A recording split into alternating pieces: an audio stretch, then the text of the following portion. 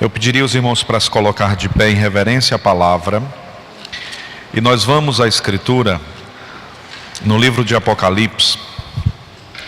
Continuemos em Apocalipse. Agora, capítulo de número 2, versículo de número 12. Nossa irmã Edna está pedindo oração por sua nora, Tainara. Vamos estar orando pela Tainara, intercedendo para que o Senhor entre com providências na sua vida. Igreja de Pérgamo, Apocalipse capítulo 2, versículo 12. Quem encontrou o texto, por favor, diga amém. Leamos o que diz-nos a palavra de Deus. Eu vou ler, os irmãos apenas acompanhem. E ao anjo da igreja que está em Pérgamo escreve: isso diz aquele que tem a espada aguda de 2 fios. Eu sei as tuas obras, e onde habitas, que é onde está o trono de Satanás. Retens o meu nome, não negastes a minha fé. Ainda nos dias de Antipas, minha fiel testemunha, o qual foi morto entre vós, onde Satanás habita. Mais umas poucas coisas tenho contra ti, porque tens lá os que seguem a doutrina de Balaão, o qual ensinava Balaque a lançar tropeços diante dos filhos de Israel, para que comessem dos sacrifícios da idolatria e se prostituíssem. Assim, tens também os que seguem a doutrina dos nicolaítas, o que eu aborreço. Arrepende-te, pois, quando não, em breve virei a ti, e contra eles batalharei com a espada da minha boca. Quem tem ouvidos, ouça o que o Espírito diz às igrejas. Ao que vencer, darei eu a comer do maná escondido, e dar-lhe-ei uma pedra branca, e na pedra um novo nome escrito, o qual ninguém conhece, senão aquele que o recebe. Eterno Deus, tua voz é clara a Pérgamo, assim como é clara a expedicionários. Pedimos-te, ó Deus, que ouçamos a tua voz, que percebamos a urgência desta palavra e que possamos assumir um compromisso de aliança com o teu reino, para que o Senhor seja glorificado nesta decisão. Em nome de Jesus, oramos-te e por fé te agradecemos. Podeis sentar, queridos.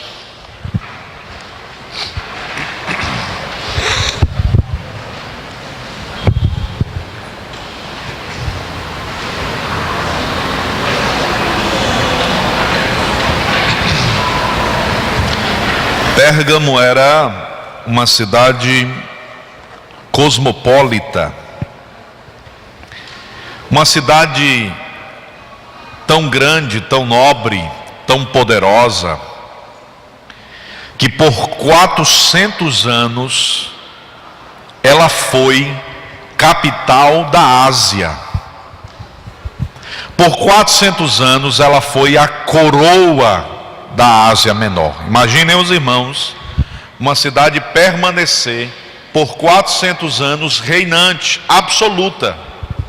Esta cidade era uma cidade portentosíssima. Para os irmãos terem ideia, havia lá em Pérgamo uma biblioteca no primeiro século com 200 mil pergaminhos. 200 mil pergaminhos, isso no primeiro século. A palavra Pérgamo é derivada exatamente do termo pergaminho, porque o imperador estava recebendo do Egito o papiro, o material para escrever, e a escritura, os textos originais foram escritos por papiro e pergaminho. O papiro era uma planta natural do Egito, e aí o fornecimento do Egito cessou, porque o imperador começou a se degladiar com o rei egípcio. E aí o imperador ordena que Pérgamo se torne então o centro de onde se industrializa o pergaminho. Pergaminho substitui o papiro, se torna mais importante que o papiro por ser mais durável. Ora, enquanto que o papiro é parte de uma planta seca do Egito e as pessoas escrevem sobre a página desta planta, o pergaminho é pele de animal. Uma vez pronta essa pele, é possível que escrito sobre essa pele, muitíssimos anos depois, você perceba essa escrita. A escritura foi preservada por causa disso também. Então, lá havia uma indústria, uma fábrica de produção de pergaminho. E tudo que eles produziam com o objetivo de enriquecer a biblioteca da cidade. Então havia 200 mil pergaminhos. Imagine hoje uma biblioteca com 200 mil livros. Era a mesma lógica no primeiro século. Lá havia uma espécie de laboratório, que era um templo. Um lugar onde as pessoas faziam testes medicinais. Isso era curiosíssimo. Mas a cidade era tão desenvolvida que esse templo era um lugar onde eles adoravam Esculápio. O nome de Deus estranho, né? O nome desse Deus era Esculápio e era uma serpente. Os irmãos devem lembrar, os irmãos que são da área da medicina, que o Esculápio, ou a serpente, o Deus serpente, ainda hoje é o símbolo da medicina. Os irmãos devem lembrar que o símbolo da medicina é uma serpente. E era nesta cidade o lugar onde havia um templo erigido a esse Deus que hoje você pode ver nos símbolos da medicina moderna, tá certo? Então, era uma cidade inteligente, era uma cidade profundamente intelectual, era uma cidade onde as pessoas procuravam comercializar, onde as pessoas procuravam estar sempre antenadas com o que aconteceria no entorno. Era uma cidade que valia a pena estar nela. Ao mesmo tempo que era uma cidade onde você tinha um livre comércio, era também uma cidade repleta de muita impureza. Era uma cidade onde o cristão era profundamente perseguido. Era uma cidade onde a libertinagem corria solta, a ponto da pessoa aceitar a Cristo Jesus e depois de alguns meses começarem com práticas de libertinagem, de promiscuidade, de sexo liberal, vivendo de forma totalmente deturpada um cristianismo totalmente sem sentido, porque ele trazia consigo a herança desta cidade. E aí o Senhor Deus, quando fala à igreja de Pérgamo, diz: você está situada no lugar onde está o trono de Satanás, a sinagoga de Satanás, o espaço onde Satanás habita. Jesus está se referindo ao espírito de engano e de imundícia que permeava aquela cidade. Porém, o Cristo de Deus vai olhar para esta igreja e vai dizer: existem muitas vozes falando a vocês. E eu quero começar lembrando que vocês têm uma voz, um testemunho vivo. Ele foi morto, mas o seu testemunho continua vivo. E aí o Senhor Jesus lembra de Antipas. A primeira voz que o Cristo de Deus lembra à igreja que ela deve ouvir é a voz de Antipas. Pastor, e quem é Antipas? Tertuliano, historiador e teólogo, é quem vai dizer-nos quem é Antipas. Antipas era um dos pastores, um dos líderes da igreja de Pérgamo. E ele foi perseguido em um culto. E numa manhã de domingo, ele foi aprisionado. E para Antipas foi aplicado a pena capital. Ele teria que morrer. Só que Antipas morre com uma das mortes mais terríveis e temidas da história da humanidade. Antipas morre no touro de bronze. Quem já assistiu filmes antigos épicos, deve lembrar que os reis, principalmente da Pérsia, utilizavam-se muito desse tipo de morte. Eles lapidavam um enorme touro todo de bronze, e esse touro era oco. E então eles colocavam uma abertura no ventre desse touro. Eles colocavam a pessoa dentro desse touro de bronze, e a pessoa não morria asfixiada, porque a boca do touro e as narinas do touro eram abertas. E aí então eles lacravam o ventre, o lugar onde eles haviam abrido, para que a pessoa pudesse entrar, o acesso da pessoa. Eles lacravam o ventre, a abertura, e eles colocavam o touro sobre a fogueira. Depois de 1, 2, 3, 4 horas, o touro estava vermelho, e a pessoa estava dentro do touro. E por que eles faziam isso? Porque quando a pessoa grita dentro de um espaço de bronze, o clangor e o grito desta pessoa é reverberado pela saída. E os historiadores dizem que a quilômetros de distância era possível ouvir os gritos atordoantes das pessoas que estavam fritando no touro. Antipas morre. A igreja escuta o seu grito, e Jesus diz: a voz e o grito de Antipas é um testemunho vivo para vocês. Ele suportou até a morte e não negou a fé. E isso aconteceu entre vós, foi no ambiente de culto, para que os cristãos abandonassem a sua fé.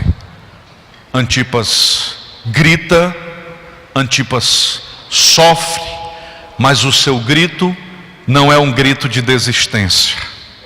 O seu clamor não é um clamor de um covarde. Ele tem dor, ele tem sentimentos de muita pressão, e a morte se abrevia. Mas junto com a morte, a presença do céu também está com Antipas. Ele sente se aproximar a morte, ao mesmo tempo que ele sente se aproximar a realidade eterna. Por isso ele grita de dor, porque o seu corpo está ferido, mas o seu corpo também está sendo preparado para o solo, para a devolutiva do solo, enquanto o seu espírito está sendo transladado para estar na presença do eterno, soberano e bondoso Deus. E aí o Senhor Jesus olha para esse Antipas, e o Senhor Jesus diz: vocês não podem esquecer, porque eu vi. Olha que extraordinário. Eu vi Antipas perseverante até o último momento. Vocês têm que olhar para a voz do Antipas e lembrar dela. Nós temos que pensar sobre isso nessa noite. Como está o nosso testemunho? O que nós estamos declarando para as pessoas? Quem é Cristo para as pessoas que não estão na igreja, depois que elas se encontram conosco? Quais são as impressões do eterno que nós estamos deixando na vida das pessoas? Quanto de pureza, de santidade, de verdade, de legitimidade nós estamos deixando na vida das pessoas? A igreja está em crise, não só no Brasil, mas no mundo inteiro. Soren Kierkegaard, em um dos seus livros, ele retrata a igreja de uma forma perfeita. Ele diz que a igreja é semelhante a um circo. Quem aqui é do interior deve lembrar que antigamente o circo, eles eram montados fora da cidade, geralmente na entrada da cidade, a 1 ou 2 quilômetros do centro da cidade. E aí o que faziam depois que eles terminavam de montar? Eles marcavam a data em que iam ter as apresentações, e aí eles mandam para a cidade os carros alegóricos, com palhaços. É assim? Sim ou não? Para convidar as pessoas da cidade para ir E aí as pessoas vão caminhando, e aí o palhaço vai fazendo as suas palhaçadas. Quanto mais interessante e engraçado for o palhaço, maior a possibilidade de ele lotar o picadeiro. E aí ele vai ter oportunidade de encher o circo. E aí ele vai ter oportunidade de ter um picadeiro repleto de muitas pessoas ouvintes e observantes. Então, quanto melhor for a propaganda do palhaço, maior a possibilidade de ele ter pessoas assistindo, ou à noite ou à tarde, a depender do momento que seja a apresentação. Soren Kierkegaard diz que a igreja contemporânea está vivendo a seguinte situação: o palhaço vai à cidade e convida as pessoas, e as pessoas não vão porque não tem nenhum interesse. E aí o palhaço volta na cidade no outro dia e diz: não, vocês têm que ir, vai ser muito bom. E não tem. E aí o palhaço faz várias palhaçadas e as pessoas acabam não indo. Mas um dia o circo pega fogo. E aí quando o circo pega fogo, o palhaço pega o carro alegórico, entra na cidade, desce do carro e começa a gritar, pedindo às pessoas para irem até o circo, porque o circo estava pegando fogo. E ele começa a fazer isso de forma tão veemente que as pessoas começam a aplaudir ele. E as pessoas começam a dizer: hoje ele está comprometido. Porque a impressão que a gente tem é que ele está dizendo a verdade.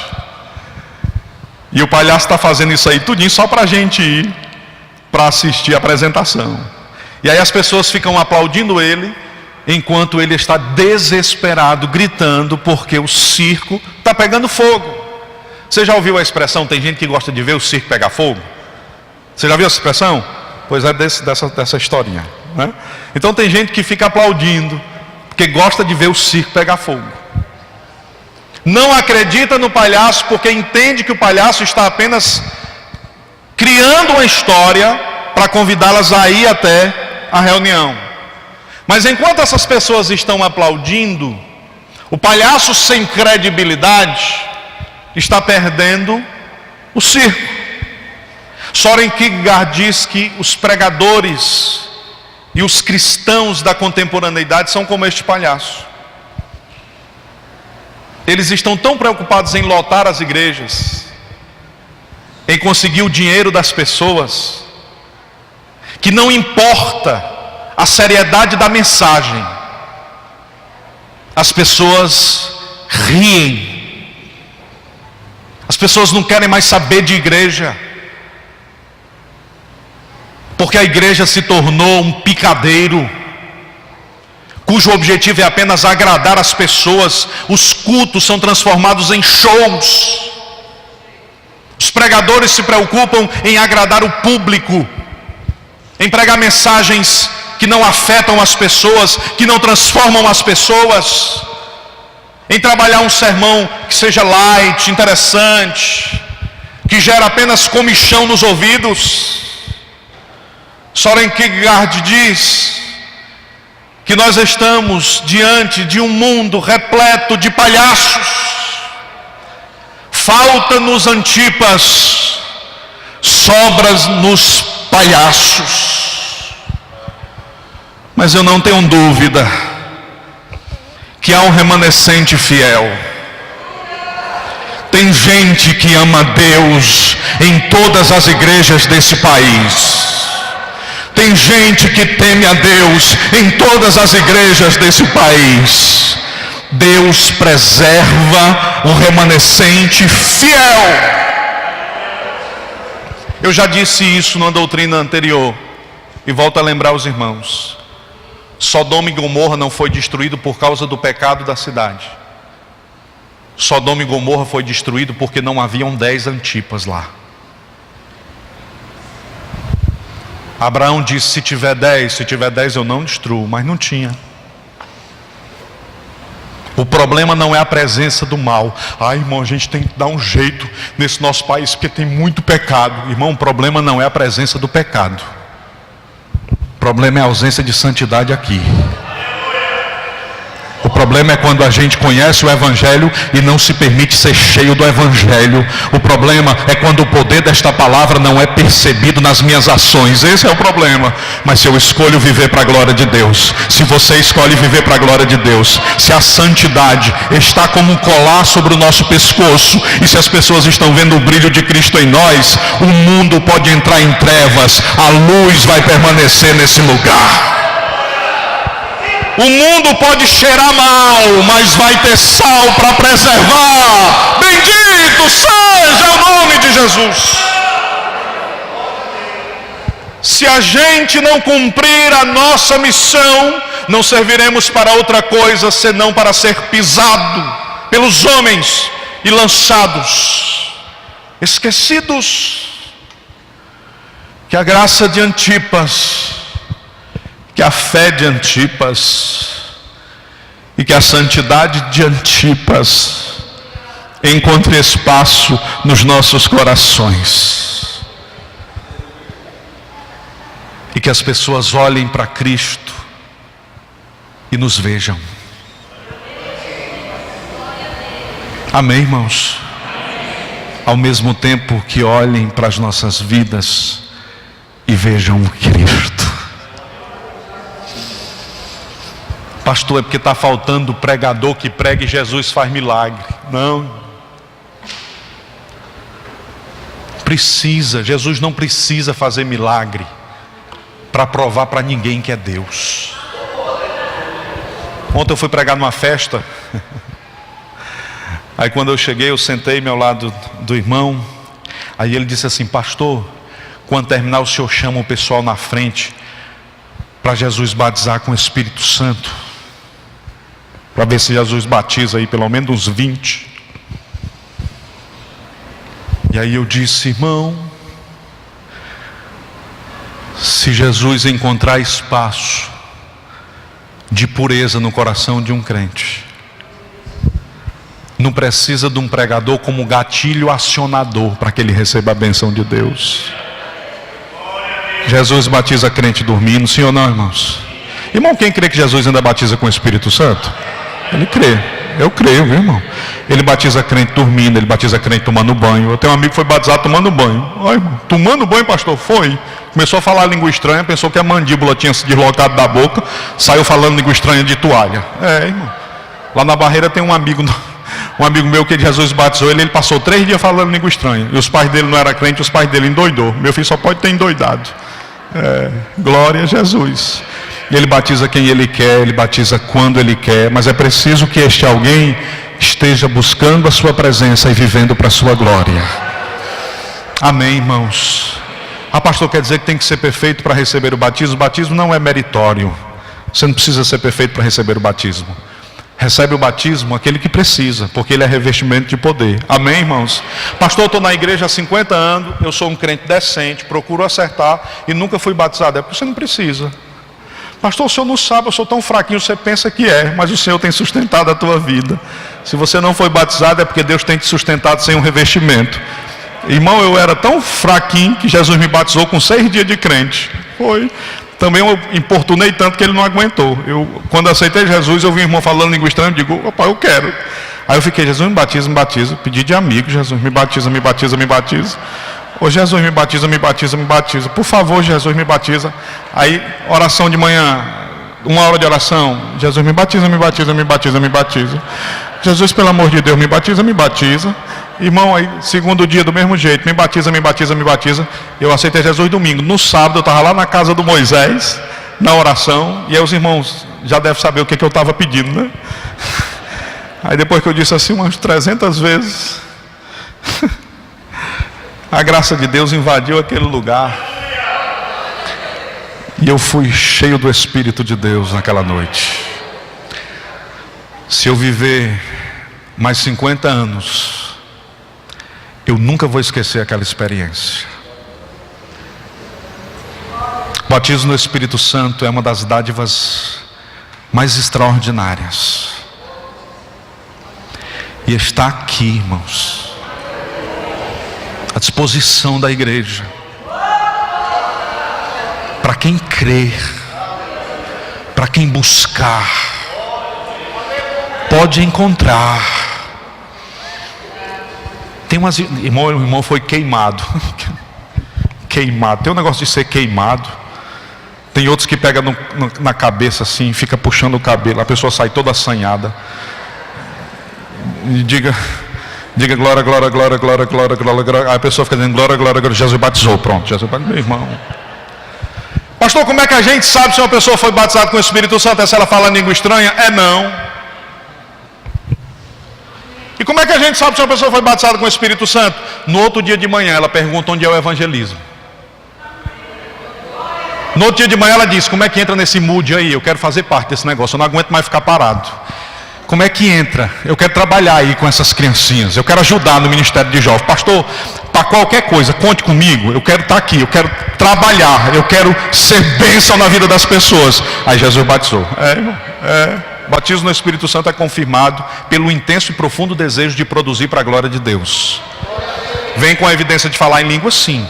Vem com a evidência de falar em línguas. Mas tem muita gente que fala em línguas estranhas, mas não é cheio do Espírito Santo. E ser cheio do Espírito Santo não é quem fala em línguas estranhas. É cheio do Espírito Santo quem vive para a glória de Deus. Você pode nunca falar em línguas estranhas e pode ser cheio da presença do Espírito de Deus na sua vida e na sua história. Amém, irmãos?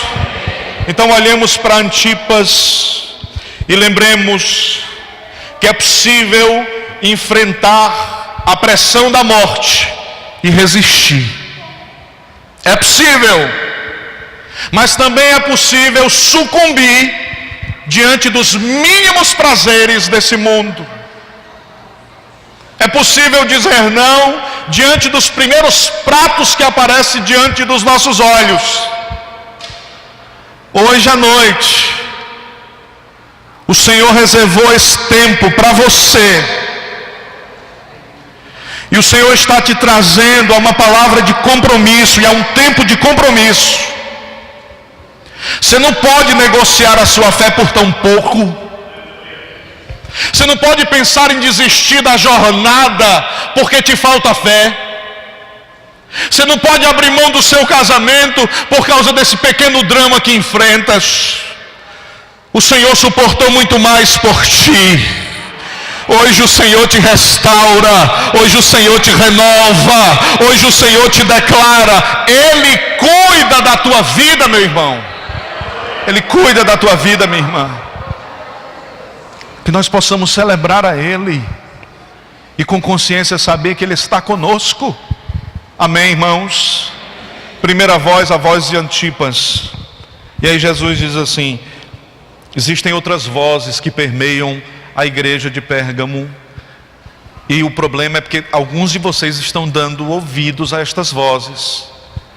E aí ele lembra de Balaão,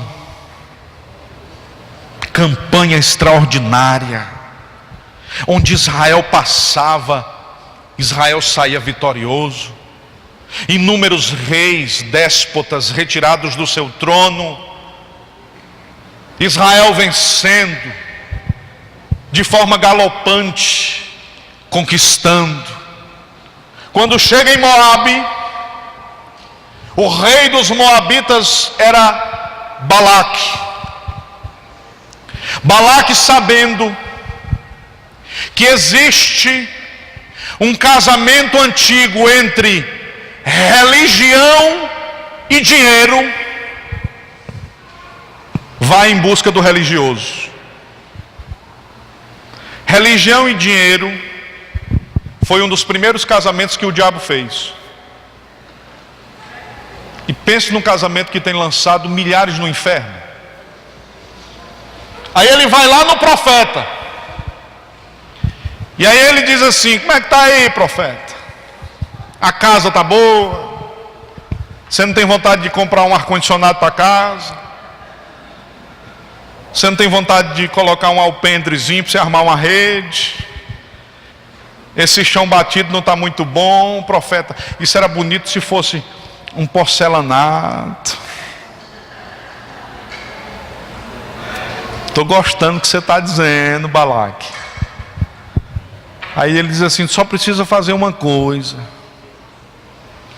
Eu tenho ouvido falar do Deus de Israel, e como rolo compressor, ele vem destruindo todos os reis. Só que eu quero que você me ajude. Eu quero que você vá lá à nação de Israel e faça assim, uma oração macumbatória, né? Não sei nem se tem esse nome, eu inventei agora. Tem uns crentes que fazem essas orações, viu? O termo técnico é deprecatória, né? Mas aí eu criei uma macumbatória aqui.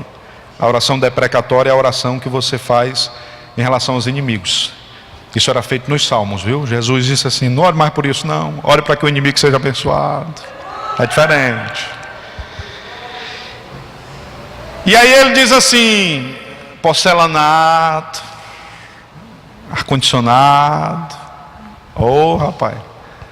Ele ainda sobe no monte, irmão. Estende a mão. Quando ele vai abrir a boca para amaldiçoar, Deus muda o disquete. Aí ele diz assim: eu te abençoo, ó Israel, nação de Deus e terra de Deus. Ele começa a abençoar. Aí ele volta e diz assim: problema. Qual é o problema, rapaz?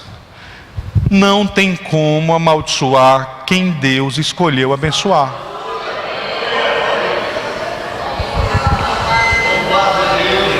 Um dia eu vim para uma oração aqui, irmão. Aí uma irmã foi contar um testemunho. Essa irmã não era da comunidade. E eu fiquei até feliz depois que eu soube que ela era uma visitante. Ela disse: irmão, eu queria dizer para os irmãos que Deus está me direcionando a orar por mal olhado. Eu digo: Jesus, onde é que eu estou? A irmã no circo de oração orando por mal olhado. Irmão, pode ser bom olhado, mal olhado, olhado desajeitado, olhado zanoi, estrábico, como você queira chamar. Não tem como amaldiçoar quem está na presença de Deus. Não há palavra, não há magia, não há macumba, não há feitiçaria. Nada pode amaldiçoar a tua casa, a tua vida e a tua história. Nada.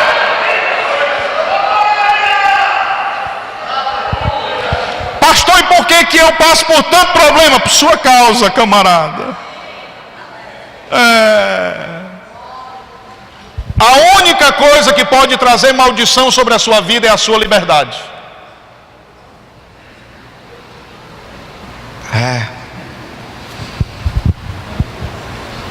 Só você pode complicar a sua história. Mas o Deus que te escolheu, não. Ele te protege. Ele constrói uma sebe viva, uma cerca viva ao redor da tua casa. Ele guarda o teu corpo das enfermidades. E quando as enfermidades chegam, é porque Ele está querendo visitar você ou te levar para a eternidade.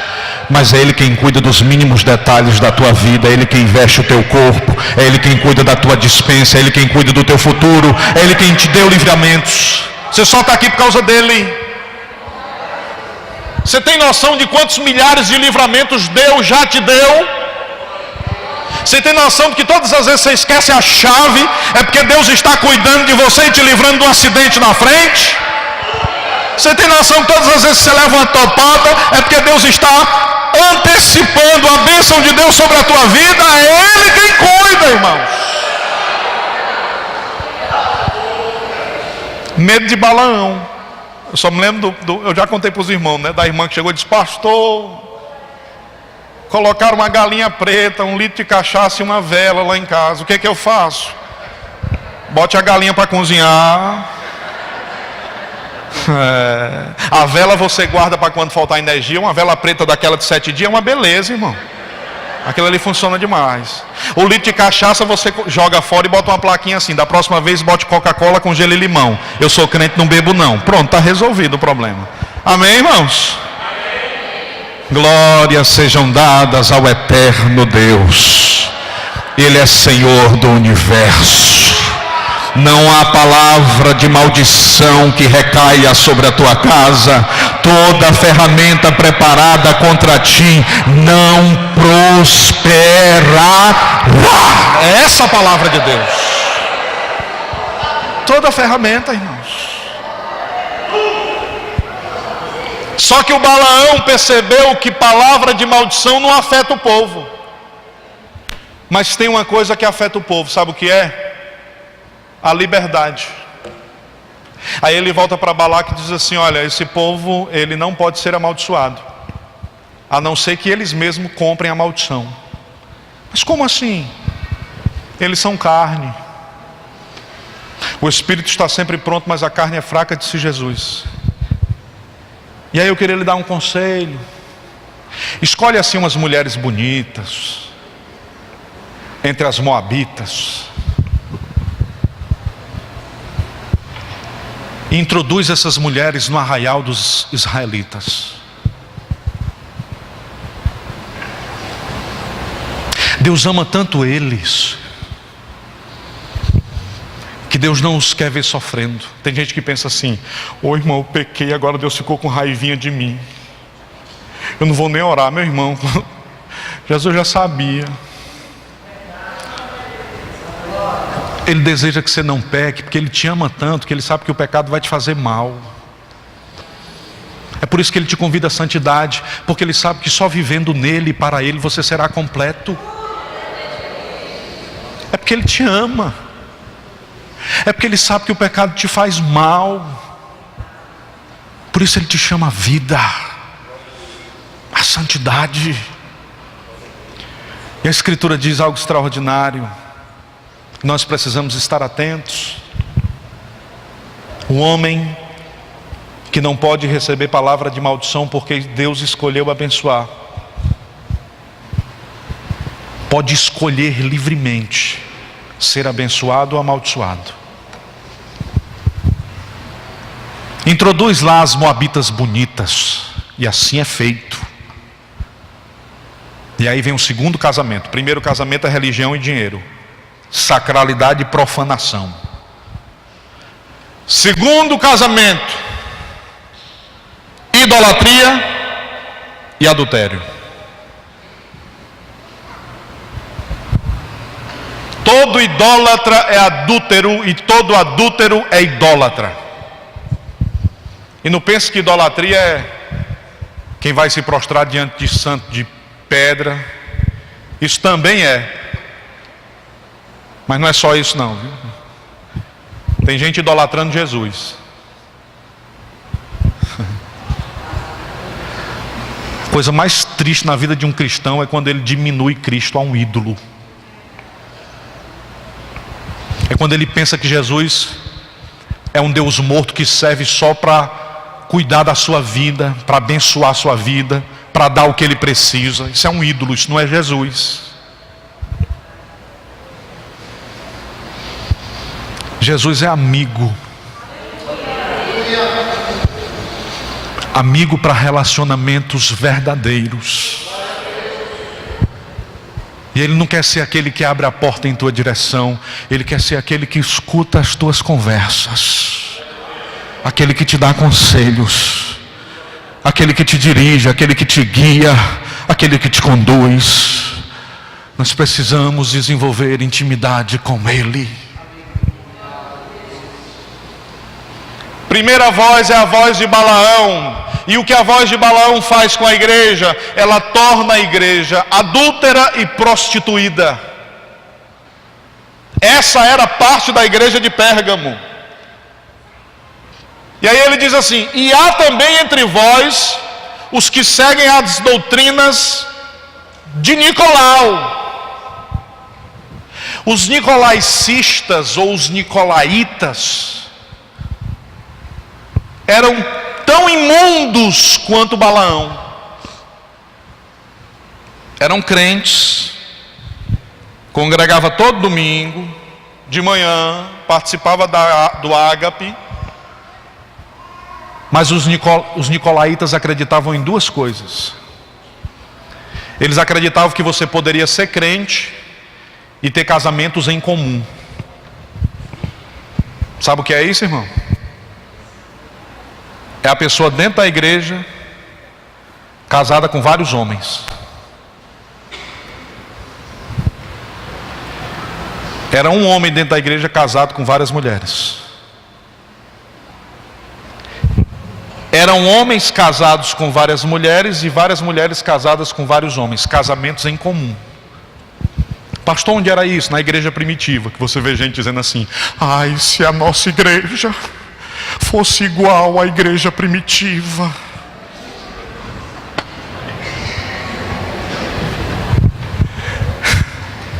Quando eu vejo irmão dizendo assim: pastor, eu saí lá da minha igreja, porque eu descobri que lá tem gente fofoqueira, gente que não procura andar com Deus, gente violenta. Aí eu disse: a irmã está indo para onde? Para o céu? Não, pastor, estou vindo para essa igreja, porque aqui nessa igreja, pastor, quando a gente entra, a gente já sente. Aí eu digo assim: irmã, só tem um jeito de você não encontrar gente fofoqueira aqui. Ela diz: como é? Fica caladinha, sem conhecer ninguém. Igreja tem pedófilo. Eu não estou falando de ex-pedófilo não, viu, irmão? Não estou falando de ex-pedófilo. Estou falando de pedófilo. Igreja tem torturadores que torturam suas esposas. Igreja tem homossexuais que nunca deixaram a prática do homossexualismo. Eu já acompanhei um caso de um rapaz da igreja que estava na igreja há 30 anos. Durante 15 dias ele era homem, durante 15 dias ele vivia na prática do homossexualismo. Igreja tem mentirosos. Igreja tem roubadores, espertos. Igreja tem charlatões. Igreja tem santos. Igreja tem renovados. Igreja tem perdoados. Igreja tem gente que é melhor hoje do que era ontem. Igreja tem gente que mentia, mas não mente mais. Igreja tem gente que vivia na prática do homossexualismo, mas está em processo de libertação. Igreja tem gente que vivia na prática da prostituição, mas está em processo de libertação. Igreja tem gente que vivia na prática do adultério, mas está em processo de libertação. Enquanto tiver gente na igreja, nós teremos isso. E se você estudar corretamente a igreja primitiva, você vai ver que a igreja primitiva é a igreja de expedicionários, com todas as suas belezas e com todas as suas imperfeições. E a igreja de expedicionários é a igreja de aeroporto, é a igreja de Aerolândia, é a igreja de qualquer lugar da história do universo. Bruno Forte, um dos teólogos mais interessantes da contemporaneidade, disse assim: só tem uma forma da gente resolver o problema da igreja, saindo de lá. Então, gente, se a gente não vai sair daqui, vai continuar com problema. Você vai continuar tendo gente de todo jeito. Mas uma coisa eu garanto: existe uma aqui, que está aqui para mudar pessoas. E se você se apegar a Ele, o Senhor pode transformar a tua história e transformar a sua vida para a glória do nome dEle. Porque Ele é o Senhor da tua vida. Pastor, faz 20 anos que eu estou na igreja e continuo nessa prática. Hoje à noite, Deus pode quebrar e despedaçar esse jugo. E você pode ser liberto pelo poder do Evangelho de Jesus. Agora as máscaras têm que cair. A gente tem que abandonar isso, porque senão a gente vai ficar ouvindo a voz dos nicolaítas. Senão a gente vai fazer parte do grupinho dos nicolaítas. E a Bíblia diz: estes eu aborreço. Para glória. Deus tem uma voz de perdão para você. E hoje pode ser a última oportunidade da sua vida. Deus tem uma voz de perdão para todos nós. E há um grito de Deus, como de Antipas: nós temos testemunhas fiéis.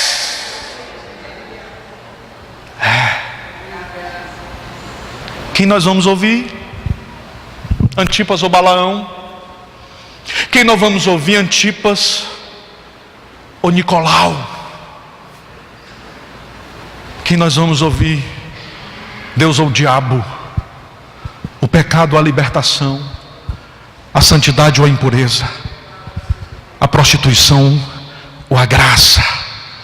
Que nós vamos ouvir são muitas vozes, e as vozes continuarão ecoando, e o Espírito de Deus está convocando essa igreja a ouvir uma única voz, a voz dele, a voz dele, a voz dele. Pastor, como é que eu faço para calar Balaão?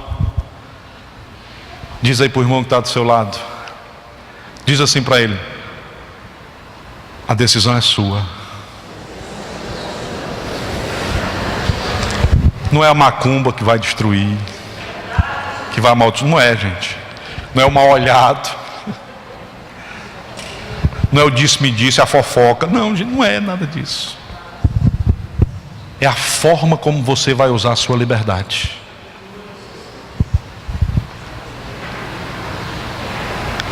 Eis que hoje eu ponho diante de vós a bênção e a maldição. A bênção, quando ouvirdes os mandamentos do Senhor vosso Deus, que hoje eu vos mando. Porém a maldição, se não ouvirdes os mandamentos do Senhor vosso Deus, e vos desviares do caminho que hoje vos ordeno, para seguirdes outros deuses que não conhecestes.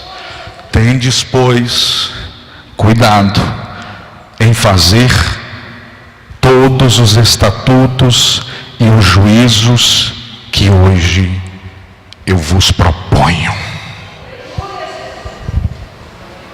Escolha. A fonte de toda vitória na sua vida está nas suas escolhas.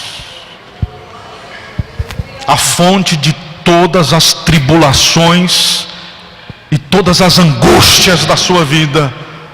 Pastor, é porque o senhor não sabe. O senhor não sabe o que é enterrar um filho. Sei não. E sinceramente não tenho o mínimo desejo de saber. Mas eu sei que se eu tiver que enterrar um filho, e se eu estiver distante da presença de Deus, vai ser muito difícil.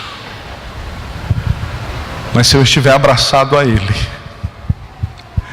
Ele vai me sustentar, vai cuidar da minha vida, e eu vou suportar o dia mau. A escolha, irmãos, a escolha, a escolha. E aí a gente não pode esquecer. Deus nos chamou para sermos como Antipas, fiel testemunha. Estava lendo Moody. Eu sempre gosto de voltar e ler biografia. Eu queria aconselhar os irmãos, inclusive. É muito importante que os irmãos leiam biografia de grandes homens, de grandes heróis da fé. É muito importante que os irmãos leiam. Volte sempre a ler uma biografia. É muito inspirador você ler sobre a história de Dwight Lyman Moody, Jonathan Edwards, John Wesley, Finney. Pastor, tem teologia estranha no Finney? Tem, mas é um homem que tem uma vida extraordinária. A gente tem que ler, conhecer, aprender. Eu estava lendo sobre Moody, e Moody conta que um dia Moody ganhou 500 mil almas para Jesus, viu, irmãos? Ele fez um voto com Deus que do dia do voto até a morte ele não passaria um dia sem ganhar uma alma para Jesus. Quando foi um dia ele já ia dormir e lembrou que não tinha ganhado nenhuma alma. Aí ele ficou assim angustiado. Foi no lugar descampado onde haviam algumas tabernas. E aí ele gritou, já estavam todos dormindo, ele gritou bem alto: Cristo é a solução, a salvação e a vida. E aí ele começou a proclamar. Uma pessoa que estava colocando a corda no pescoço desceu. Aí disse: eu ouvi a tua voz e eu quero aceitar Cristo como Salvador da minha vida. Uma mulher um dia se aproximou de Dwight Lyman Moody, que é o, nós chamamos de D.L. Moody, né? Se aproximou do D.L. Moody e disse assim: ô Moody, deve ser péssimo ser cristão, porque vocês que são cristãos, vocês não podem fazer nada. Não pode beber, não pode fumar, não pode se divertir. Você não pode fazer nada. Eu, no entanto, que não sou cristã, posso fazer tudo. Aí ele olhou para ela e disse: minha querida, a diferença entre mim e você não é porque você pode fazer algumas coisas e eu não posso fazer. A diferença entre mim e você é que você gosta das coisas temporárias e eu gosto das coisas eternas. E quem gosta das coisas eternas não precisa das coisas temporárias para ter alegria no coração, para ter paz na alma. E não precisa de idade avançada. Jovens, sejam cheios do Espírito de Deus. Adolescentes, sejam cheios do Espírito de Deus. Crianças, sejam cheias do Espírito de Deus. Porque aí nós não sentiremos falta de nada. Amém, irmãos? Eu vou concluir. Eu vou ter que pular aqui uma parte, mas vai dar certo. Promessa, vamos para a promessa, né, irmão? A mensagem assim, é uma mensagem que é uma espada de dois gumes, né, irmão? Tem hora que aperta, tem hora que alegra. Tem umas mensagens assim que a gente sai assim, todo cipuado, né? Eu também sou açoitado, viu, irmão? Porque a gente prepara o sermão, quando chega aqui, Jesus leva assim para outro caminho. E Deus me livre de deixar de ouvir a voz dele. Jesus diz assim: quem vencer comerá do maná escondido. O que é isso? Cuidado. Jesus está dizendo: eu vou reafirmar o que eu fiz com vocês durante toda a vida de vocês. Porque maná é cuidado, gente. Todos os dias, durante 40 anos, vinha o maná. E Deus estava diariamente cuidando de Israel no deserto. Quando a Escritura promete para mim e para você que tem maná escondido nos céus, a Escritura está dizendo que o deserto não é o teu destino, que você não vai ser enterrado no deserto. Deus vai cuidar de você nesse deserto, e Deus vai te levar à presença dele na eternidade. Quem recebe essa palavra? Só quem recebe essa palavra. Passa pelo deserto, meu irmão, caminha pelo deserto, receba o cuidado de Deus nesta noite. Ele continuará eternamente cuidando da tua história. Glória a Deus.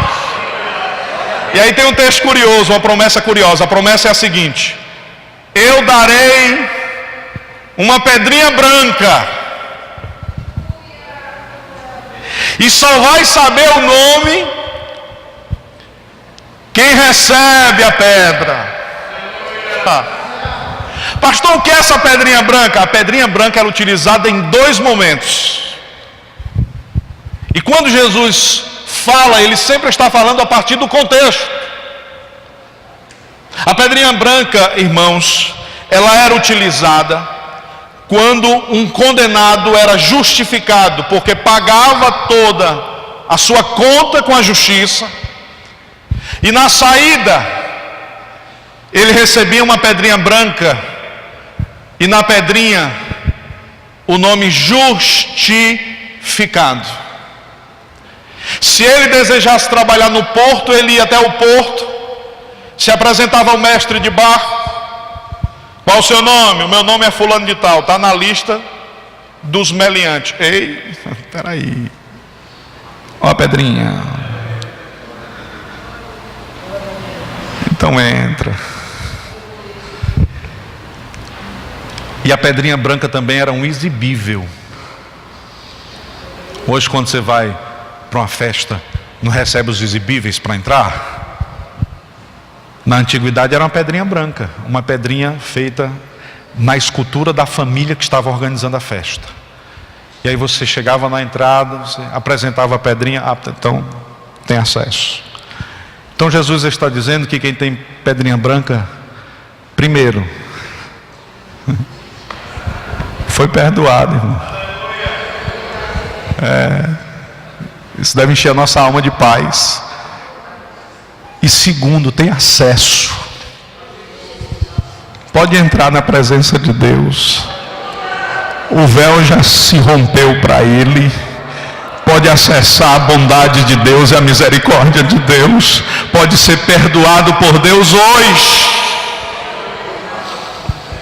E aí ele conclui o texto dizendo assim: não apenas justificado, e não apenas com possibilidade de acesso, mas com intimidade. Só quem sabe o que está na pedrinha é você e Ele. Você sabe o que é que a Escritura está dizendo para você? Você é único. Deus fez uma obra-prima chamada você. E no Calvário Ele morreu por você. Você pertence a Ele e Ele pertence a você. E nesta relação de paz, você é convidado a viver eternamente na presença desse Deus. Vamos ficar de pé em nome de Jesus? Faltam 2 minutos. Nós vamos cantar novamente o corinho que os irmãos já cantaram.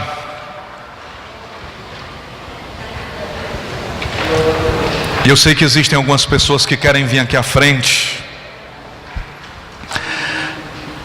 para reafirmar sua aliança com Deus.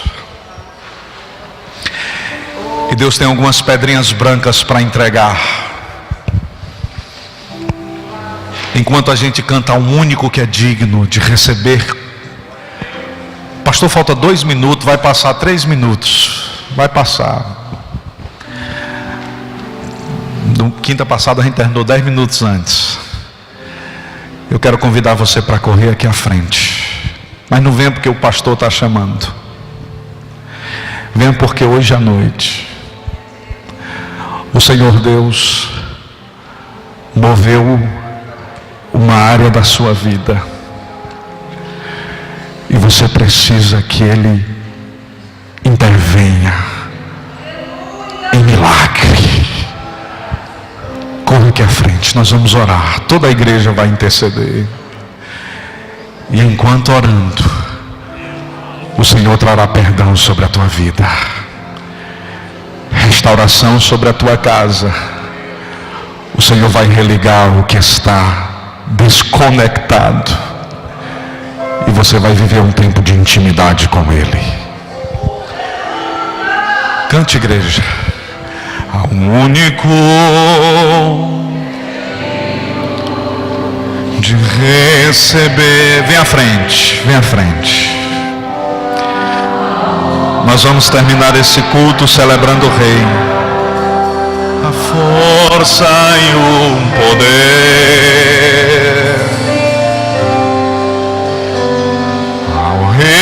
eterno, imortal, invisível, mais real, a Ele ministramos o louvor. Ao único que é digno de receber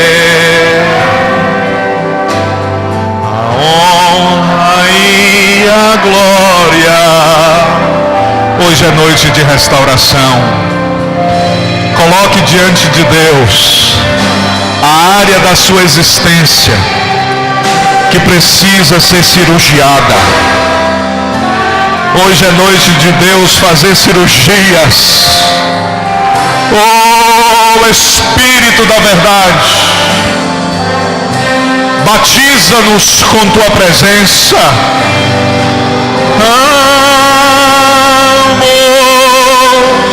A ti, ó Rei Jesus.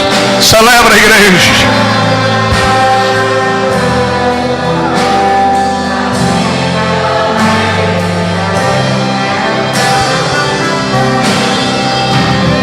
Oramos o teu nome, nos rendemos aos teus pés,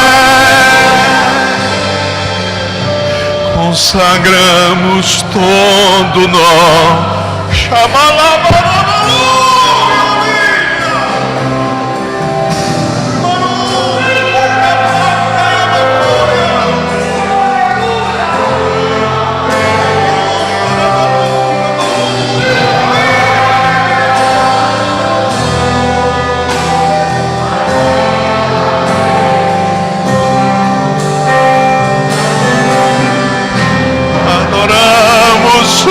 teu nome, nos rendemos aos teus pés, consagramos todo o nosso ser a ti. Aleluia. Nós vamos ouvir a voz de Antipas. Nós não seremos palhaços. Quando a gente anunciar a igreja está pegando fogo, as pessoas vão vir aqui para receber desse fogo. Hoje tem fogo de Deus nesse lugar. O fogo que queima todo o pecado está nesse lugar. E nós seremos testemunhas vivas da presença eterna desse Deus. Irmãos, eu queria que você pegasse na mão da pessoa que está do seu lado. E os irmãos aqui do corredor vão fechar o corredor aqui, por favor. Por favor.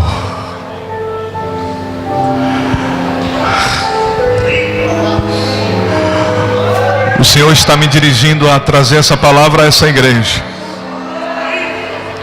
Nós somos família. Juntos somos mais fortes.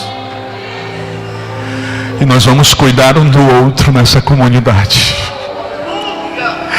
Nós vamos ouvir a voz do testemunho de Antipas. E ninguém será desprezado neste lugar. Interceda pelos irmãos que estão aqui à frente. Pai bendito, eu estou na tua presença nessa noite. O véu rasgou-se de alto a baixo. Agora nós podemos entrar. Ó Deus, pedimos-te que o Senhor nos visite nessa hora, trazendo sobre nós a tua presença restauradora, trazendo sobre nós renovo, trazendo sobre nós a esperança de dias melhores, trazendo sobre nós perdão, para que possamos viver melhor amanhã, acertar.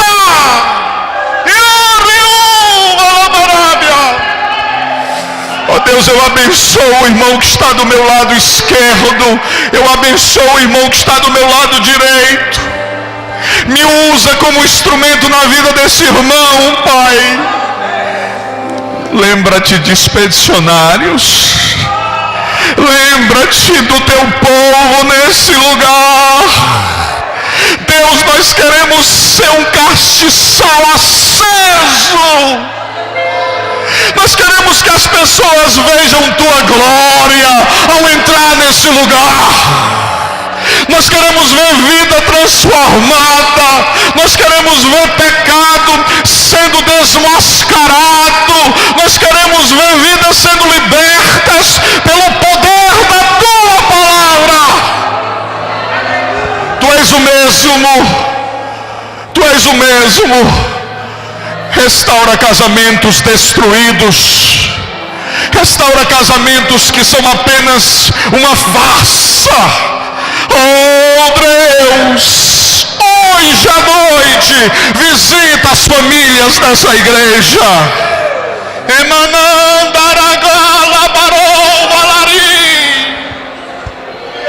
Nós rogamos-te, permaneças conosco todos os dias das nossas vidas. E se a morte se aproximar, que ela traga alegria e esperança, porque nos encontraremos contigo em breve. Em nome do Pai, do Filho e do Espírito Santo, nós rogamos-te e por fé te agradecemos. A graça de nosso Senhor e Salvador Jesus Cristo, o grande amor de Deus, o nosso Pai, a comunhão e as doces consolações do Espírito de Deus repouse sobre a comunidade. E quem tem fé diga amém. Abraça o seu irmão antes de sair nessa noite. Mama Glória.